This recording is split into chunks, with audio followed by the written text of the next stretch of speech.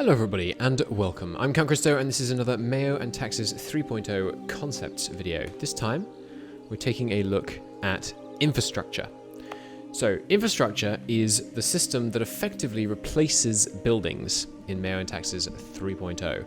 No longer are you building marketplaces and I can't even remember what you used to build. We used to build lots of buildings. Now it's infrastructure. Infrastructure is a really nice, quite intuitive system. But there's a few terms that you need to basically learn before you start, before you're really able to understand what's going on. So what I'm going to do in this video is I'm going to go through some of those terms, and I'm going to hopefully leave you in a position to understand infrastructure going forwards. So at the most basic level, first off, what is infrastructure? What does it do? How do you see what it's doing? So pick a province. We're going to use Prague, the capital of Europe. We're going to use Prague as the example for our little demonstration here. There's different types of infrastructure. There's capital infrastructure, amenities infrastructure, garrisons infrastructure, pathing infrastructure, irrigation infrastructure, and harborage infrastructure. These names are, of course, subject to change, so don't freak out if one of those is different. And they're on this beautiful little piece of UI which Pelpel drew. This is a hand drawing that was ported into the game. It's so cool, and you can see the whole city from the capital to the port represented by the different types of infrastructure. More than the city, in fact, because there's irrigation. So this is one place where you can see interesting information about infrastructure. So, for example, Prague has level 4 irrigation, and we can see that what that gives is plus 60% crop and fiber productivity. And it also talks about the maintenance per unit. The other place you can see some information about infrastructure is down here on the little production icon, at least it's production in base game. And there are 5 pages, I believe, of information, including some text here. Text that I will probably try and persuade the devs to rewrite, or I will rewrite it for them and send them the text, because it's not perfect, but it's pretty useful to see. And there's loads of extra information in here. We're not going to go super in depth about how all of this works, because we'll have a separate video about property that will cover that.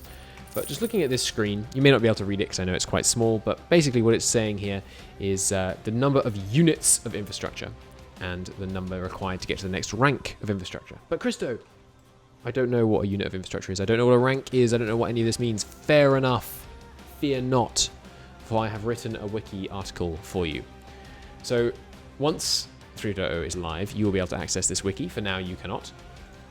But this is a wiki article on infrastructure that I've been working on. It's called Buildings. Don't worry about that. I'm just not allowed to change titles. I'll get someone else to do that. It should be titled Infrastructure. So let's take a look at what infrastructure is, what the different types are, what effects the different types have. So first useful term, infrastructure units. One infrastructure unit, and you can see here in this tooltip we have 43 amenity units out of 60. What that means is that we have 43 units of amenities infrastructure. Each unit of amenities infrastructure, as you can see here, has a maintenance, and that maintenance is per month. Let me check that. I asked about this. I'm almost certain it's per month, and I should have checked. I know I was told. I asked this specific question. It is per year. Good, I'm glad I checked. So to maintain 1 unit of amenities infrastructure, you need 0.05 industrial product and 0.05 knowledge product. If you don't know what product is, there'll be another video about that. It's a trade good, essentially. So down here, you can see we have knowledge being produced. And so you're going to use some of that knowledge and you're going to use it to maintain your amenities. So we have 43 units, but those units don't give a bonus. What gives a bonus is an infrastructure rank.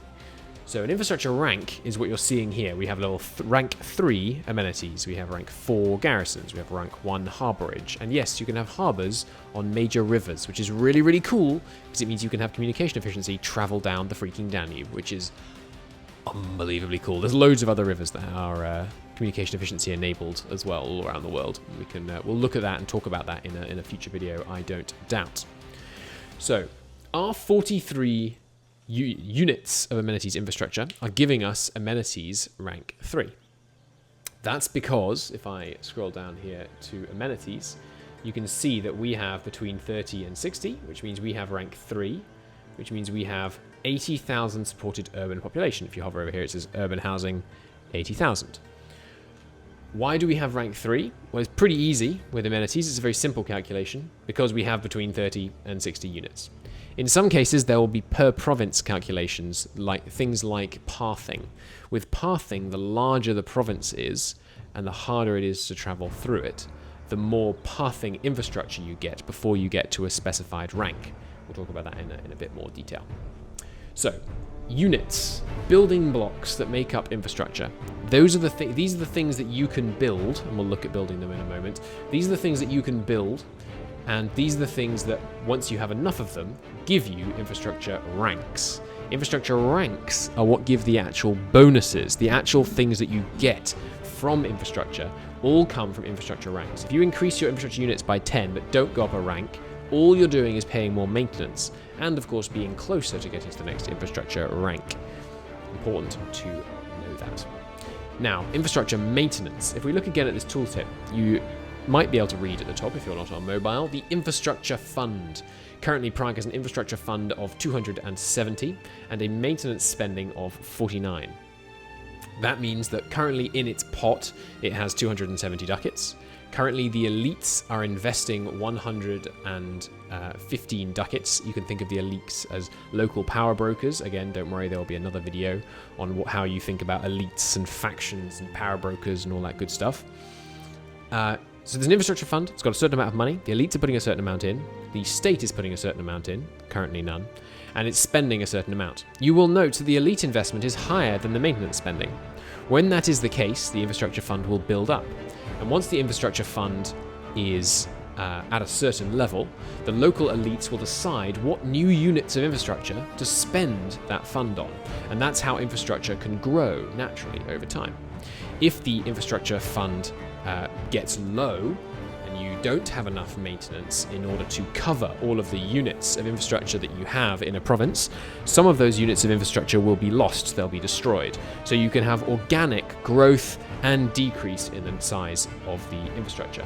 As you can see over here, the different clans, these are the different elites, the nobles, the clans, the burghers, and the clergy, have different preferences about what types of infrastructure are built. So depending on how the power structure works in an area, you'll see different kinds of infrastructure being built. And of course, elites will generally try to have those bits of infrastructure built which will facilitate their power base. Burghers like cities, nobles like the rural areas, things like that. It's not quite that simple, but we'll go with that for now. But you are the head of a powerful Holy Roman Empire. You want to take direct hand in building up Prague. You want to build a shining city from which to rule your pan-European empire. Why wouldn't you? In which case you go to Decision 104, Construct Buildings, which again, hopefully will be renamed to Construct Infrastructure. And that fires this lovely looking event. We have Prague selected note here. That's because we've got this pin here. We'll talk about that in another episode, but basically you select province by clicking on this button. I can't do it right now because we've got this tab open. And then it puts a pin in it, and then you can interact with your selected provinces. So right now, we have a pre-existing project. Ignore that though. So we're going to design a new project. What do we want to do? Well, I think we need a better harbour. We want to unload those goods that we're bringing up from Vienna, perhaps. So we're going to improve infrastructure. We're going to improve harborage infrastructure. And right now we have level 1. Let's say we're going to improve it, and you can toggle this between improve by X ranks or improve to X rank. So we're going to improve to rank X, and we're going to go to rank 2. Raise harborage by rank 2. Yeah, and then we'll take away these extra units. I'm not going to go into exactly how all this works, but you can see how I actually want to go. Improve to rank 2. Yeah. So you want to build harborage to rank 2, and then you hit prepare to construct. And it tells you we need no more units to get to rank 2. That seems unlikely. Let me try that again. Harborage, we'll do by. Build, raise by rank 2, prepare to construct. None. Okay. Not sure why that's not working. Let's use a different example. Obviously, this is a beta and all that good stuff. So we'll do garrisons. We want garrisons to go to level 5 because we think that the, the upcoming, what are they called? Chalvinists?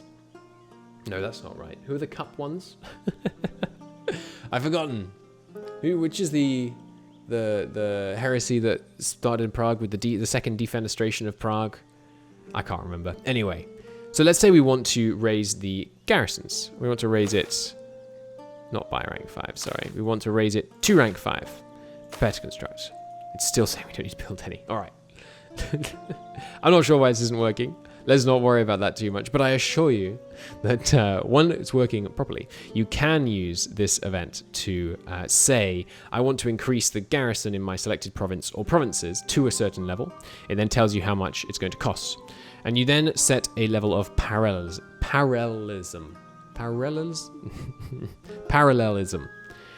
So you can go up to 10. And what that means is how many units of infrastructure is it going to attempt to build per year. Now, building units of infrastructure costs the same as the maintenance that are required for those units. And remember that MEIOU and Taxes 3.0 has a fully functioning economic simulation. So if you tried to build a huge ton of garrisons in Prague, which is going to cost lots of industrial and military goods, then you might create a huge demand of industrial and military goods that the economy can't meet, and the price would skyrocket and it would be very expensive to build garrisons. So that's something worth thinking about with infrastructure. I'm sorry that this demonstration didn't work. I'm not sure why that didn't work. I have ideas, but I'm not gonna test them now. So that's what infrastructure units are, what their ranks are, how the maintenance works, and how you build new infrastructure. Let's take a look at the different types. Obviously, you don't need to memorize all this because you will have this Wikipedia page as a reference when you actually are playing not Wikipedia page, wiki page. So, amenities. Amenities are essentially cities. The more amenities you have, the bigger city population you can comfortably support. When the urban population exceeds the supported urban population, those who are higher than the supported population suffer a 5 times higher death rate. Basically, not literally, but basically, you're going to not get an urban population much larger than your amenities rank. Think of this as, plumbing, housing, all of the things required for someone to, for a city to exist, basically. That's amenities. Amenities cost the same wherever they are, meaning the number of units required to get a certain rank are the same in any province. Then there is irrigation. Irrigation is effectively the quality and level of support and all that good stuff for agriculture, basically. And what this gives you is crop and fiber productivity, a scale from between plus 10% and plus 100%. The amount of units you need for a given level of irrigation are dependent on the maximum potential size of the farmlands resource in the province. Now that's getting a little advanced, but under resources here you can see that there's farmlands, and you can see that we currently have 169.719 size farmlands existing in Prague. The max potential size is 272. So what you do is you take that 272 and you say, okay, we're trying to go to rank 4 in irrigation. And so we take 272 and we times it by, we divide it by 10 to say, okay, we now have 27.2. And then you add the base requirement for rank 4, which is 20, which gives you 47, I think. And so we should see, to get the next level of irrigation, it's going to take 50. So I wasn't quite right. But if I refer to my handy spreadsheet here, which I think you can see, irrigation, rank 4, let's say there's 227 farmland. To get to rank 4, we should have a cost of 47. So that's slightly higher. I may have to look into that. I'm not quite sure why that's 50. But, because I clicked on the wrong province like a fool. Here we go. There we go. Okay, so we have 47, and to get to the next one we need 70, which is indeed what the formula predicts because it rounds down. Good. I'm not crazy. My formula does still work. So to get from rank 4 to level 5, we'd have to go to 70 units because there are 220 272 maximum potential farmlands. And if you think about it, it makes perfect sense, right? You know, the larger the potential farmlands, the larger the potential irrigation system that you're going to need to build to facilitate those farmlands. That's irrigation. It's quite simple. You don't need to worry about most of the maths behind this. I've worried about it, so you don't have to, and you don't really have to begin with anyway. So there's a base unit requirement, and it's then increased by the size of the farmlands available in the province. And you can see that by looking at page 1 of this, and then resources farmlands. So you should bear in mind that in an area with smaller farmlands, you will require less infrastructure to get efficient farmlands, which is something you might want to factor into your playstyle and your way you choose to put your investment. Of course, remember that, you know, it costs less units to provide higher throughput on the crop and fiber, but, you know, there's less crop and fiber. So next is pathing. Pathing is roads, and of course is hugely important for communication efficiency. Pathing, as you can see, has various bits of maintenance, and I'm not going to list off all the maintenance because it's not, you know, you don't need to know that until you're really playing. And once you're playing, you can use the wiki page. But pathing represents what it does is it does a strict reduction of communication efficiency in the province. So the amount of time it takes to move through Prague, because it has level 3 pathing, is reduced to 25% of its original amount. In other words, pathing is fan-freaking-tastic. When there are no roads, communication efficiency is unbelievably slow, which obviously makes sense. But when you start getting pathing, it can reduce it a lot. It also gives you more supply limit, faster friendly movement speed, and half as much hostile movement speed. Now, movement speed for the amount of units of pathing you need to move through a province are determined by 2 things. Firstly, there is the radius of the province. That's a data point that you can't actually see in game, but you can just kind of estimate it. You know, Prague, it's got a higher radius than this province over here, so Prague is going to need more pathing. The second is the terrain. This has a terrain factor for communication efficiency 2.25%. 1 times innate, 1.5 times topography, and 1.5 times forest cover in Prague. So what we do is we take the 2.5 times from the terrain. We take the diameter of Prague, which I happen to know is, I believe, 7.008, 7.399, and then you run some fairly complicated calculations, and you work out that you're going to need, in Prague, to get to level 4 pathing, you're going to need 84 units of pathing infrastructure. Let's just check that I'm right. Yes, 84 units. Excellent. I'm glad I'm actually right first try that time rather than clicking on the wrong province. So that's how pathing is calculated. In short, larger provinces that have more harsh terrain are harder to build roads through. Makes perfect sense, right? That's pathing. Next up is, sorry, I'm scrolling over, Harborage. So Harborage, pretty simple, this one. Harborage decreases the embark cost for communication efficiency. What is embark cost? Let's say you want to get a runner, let's say you want to move some communication efficiency from London to Calais, and let's say they both have a harbour, which they do. So what has to happen is the runner has to move through London, they have to embark, they have to move through the mouth of the Thames, it's this sea tile here, and then they have to disembark at Calais, and then they have to move through Calais, right? Embarking takes time, and the better your harborage, the less time it takes. Pretty simple. At level 5, it's 20% of the normal default. At level 6, it's 10%, and you can see some of the other numbers over here. The other thing that Harborage does is it provides naval force limit per a certain number of burghers and residents. Those are 2 of the different population groups tracked in the game. Again, future video on population groups. Those are the 3 things that Harborage does. With good Harborage, you can transport communication efficiency very effectively around the world, and it's obviously super important for the size of your navies. Next, and it also helps your shipbuilding time and repair get dramatically better as you have higher ranks. At rank 6, as you can see over here, you get 75% reduced shipbuilding time, which is unbelievably good. Next, there is capital infrastructure. Capital infrastructure works pretty similarly, not the same, because everything's been overhauled in 3.0. It's a new freaking game, let alone a new mod.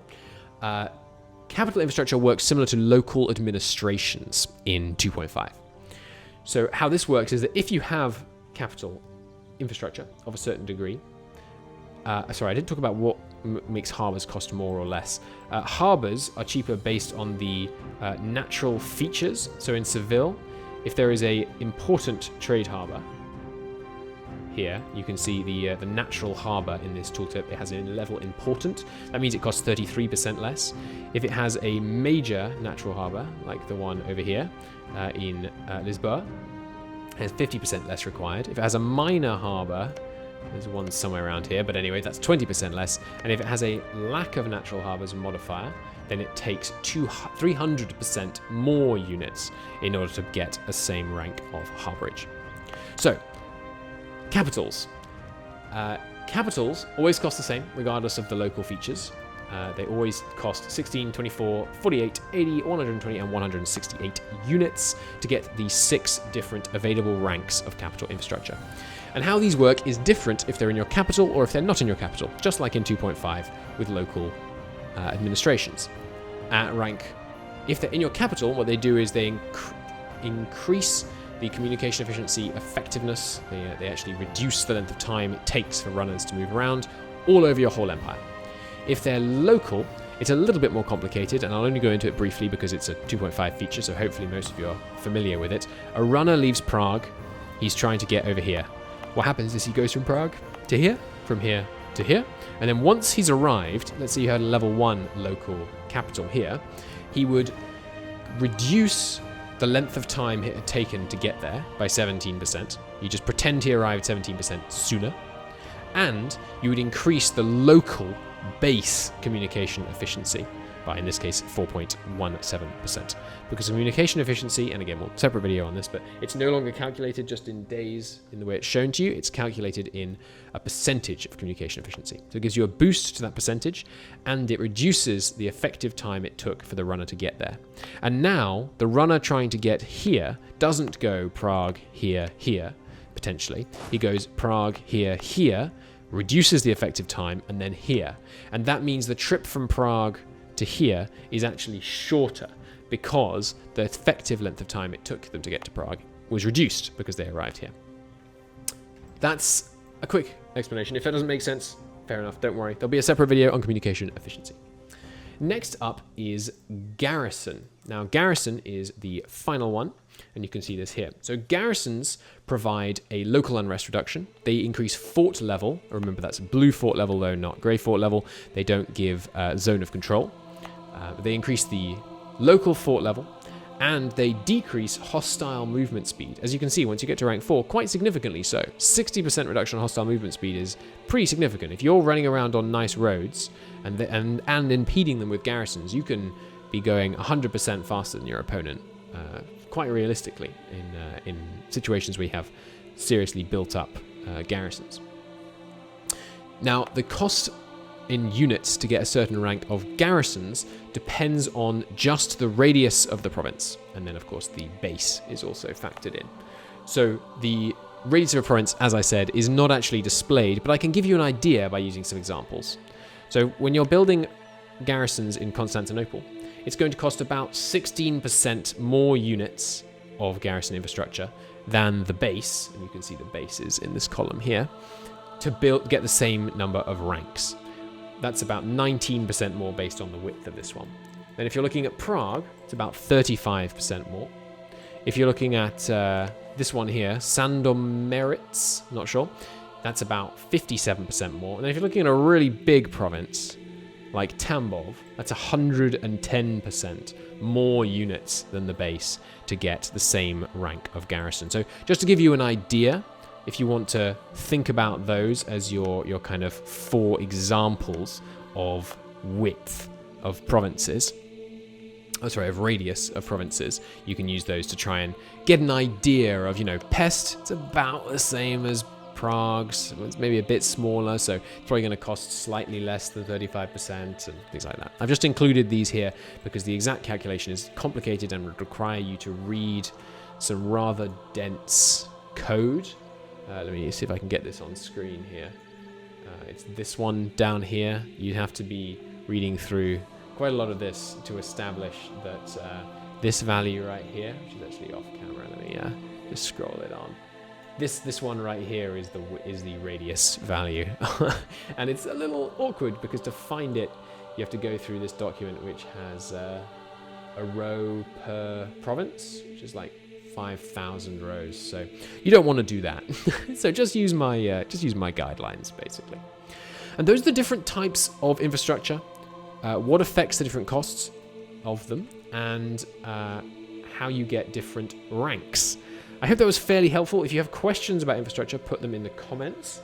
There will be a pinned comment probably saying, I got this wrong, or here's an answer to a useful question that I didn't answer. So do check that out. There will be more videos. I'm not sure what the next one is going to be on. Possibly population or possibly industry. Industry is something that's probably best done last because it's pretty complicated. Industry and trade are two videos that kind of everything factors into. I imagine I will do population next, which is a really fun topic. I spent altogether too long writing that Wikipedia article, that wiki article rather, because doing all of the maths to figure out what affects the increase and decrease in unit costs took me like, I don't know, 12 hours or something ridiculous. But I enjoyed getting to grips with the MEIOU and Taxes 3.0 code. I feel more confident looking at it now, so that should be helpful. So that's infrastructure. That's how it works. I hope that helped. I know this was not a short video, but infrastructure is pretty important. And if I'm going to validate the effort I put into working out what makes it cost more, I have to tell you about it. So there you go. I hope that helped. Thank you very much for watching. I will see you in a future video about probably population, and there'll also be one on various other things. And I will see you then. Bye-bye.